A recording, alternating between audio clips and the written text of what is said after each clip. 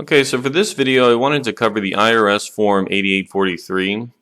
This is a form that's filed to claim non-U.S. tax residency. So I have a slide here with some of the rules and an example, and then we also have an actual sample 8843 form filled out, which we will go through as well. So if we go back to the slide here, just start at the top, cover some of the basic rules. Under U.S. federal tax rules, all U.S. residents are required to file a tax return and pay tax, right? So there's basically three ways to become a U.S. tax resident for an individual. The first one is if you're a U.S. citizen. So U.S. citizens are automatically U.S. tax residents. This applies regardless of where they live and work, right? And it applies to dual citizens as well. So if you're a U.S. citizen and you've been living in Germany your entire life, you're still a U.S. tax resident, right? And that's under 7701A30A. The other way you can become a U.S. tax resident is if you become a permanent resident by getting issued a green card, right? So if you have a green card and you're living in the U.S., or even if you get the green card issued to you and you leave and you're living and working outside the U.S., you're still a U.S. tax resident, right? The third one is the substantial presence test, right? So the substantial presence test is this third method of becoming a U.S. tax resident, and that's if you're physically present in the U.S. A certain amount of days during the year. Generally, it's 183-day test per year, but the calculation basically comprises a couple parts. It's the current year, and then you look back 2 years as well to add up the number of days. But a lot of people that are not U.S. citizens or green card holders fall into this bucket because they are living and working in the U.S. under a work visa. Now, if you're living and working in the U.S. under a work visa or a student visa, you might still be able to override the substantial presence test, right? There are some exceptions, and that's what we're going to talk about here with the 8843.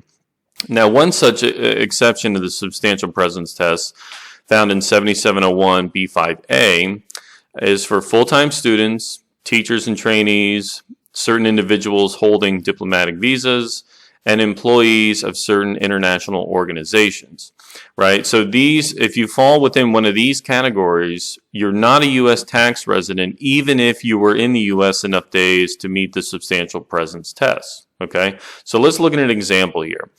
We have John here, who's a citizen and resident of the Netherlands. John decides that he wants to go to school in the U.S., so he applies to the University of Florida, and he's accepted as a student. So John's issued an F1 student visa as a full-time international student. He then moves to Gainesville, Florida to attend college, right? So now John's living in Florida and he attends school for the fall semester from August 1, 2019 to December 15th, 2019, and then he goes home for winter break, right? Very common. Then he comes back to the U.S. in January, and he's going to school up until June 1st, and then he goes back to the Netherlands for the summer, right?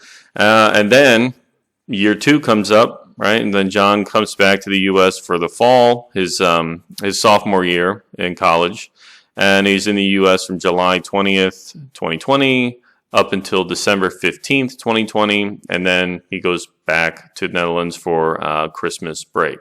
So if we look at John's number of days in this fact pattern, he spent 136 days in the U.S. for 2019, right? That was his fall semester.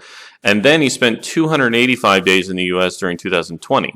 That's because he was there for the spring semester and then the start of his fall sophomore semester.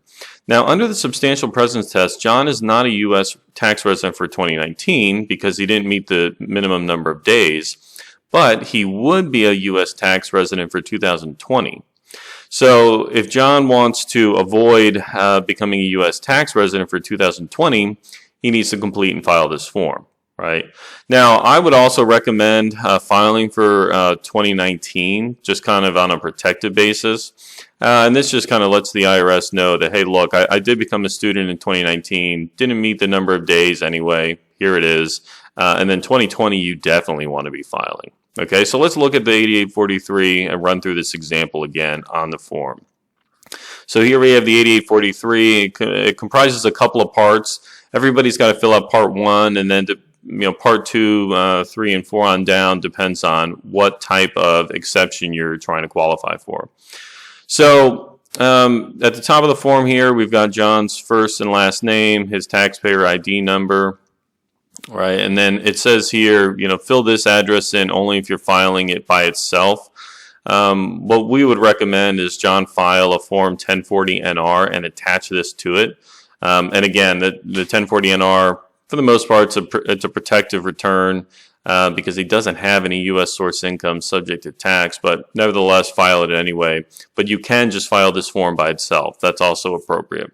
So we have John's information, the type of visa he's in. He's on a F1 visa, moved August 1st, 2019, right? That's when he entered the country. His non-immigrant status, right? He's a non-resident of the U.S., and he's an academic student on an F1 visa. So just enter here in 1B what your immigration status is. Make it clear that he's not a citizen, not a green card holder. He's a non-resident of the U.S. for federal tax purposes, and he's on an academic student F1 visa. So lines 2 and 3A, right? He's a citizen of the Netherlands, and he has a Netherlands passport. Enter the passport number down here, right? That's pretty straightforward. And then in 4A and 4B, we're entering the number of days he was in the U.S. So he's filing this for 2020, right? We have a 2020 8843.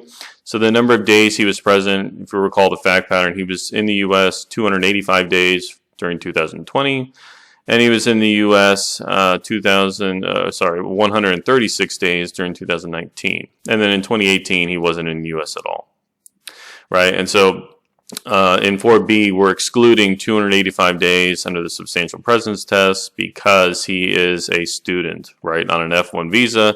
So he can bypass that substantial presence test computation. And then part 2, teachers and trainees. This would be completed if he was a teacher, but again, he's in the country on a student visa, so we're completing part 3. Part 3, also fairly straightforward, right? We're just filling out information on where he goes to school. So University of Florida is the academic institution he's attending.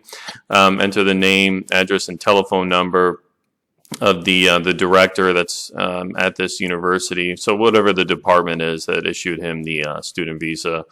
And then on lines 11 here, the type of visa he was in during each year. 2019, he did have an F1 visa. You could just put F there, that's fine. And then in questions 12, 13, and 14, answer these yes or no, right? So, were you present in the U.S. as a teacher, trainee, or student for any part of more than 5 calendar years? No, right? He's a freshman student. This is his first time entering the U.S. on an F1 visa. And then question 13 here, during 2020, did he take any steps to apply for lawful permanent resident status? What they're asking there is, did you apply to become a green card holder, or did you apply for citizenship, right? And in John's case, no, right? He's just there under a visa. And as soon as his education is completed, he intends to return to the Netherlands, so he does not intend to seek U.S. citizenship or a U.S. permanent residency via a U.S. green card. Okay, part 4 for professional athletes. Again, we can leave it blank here. It doesn't apply to him. Part 5 as well doesn't apply to him. And then at the bottom here, he would sign, right? John would sign this, date this. Now, if he's filing this separately, right, he would sign and date this. But if you're filing it together with a 1040-NR, this would effectively just be blank here, right? His signature and date would go on the 1040-NR page, and then that signature and that date basically flows through to the rest of the return and covers all the other schedules. So that covers it for this video. Thank you for watching. If you have any questions, please leave me a comment below, and I look forward to seeing you again soon. Thank you.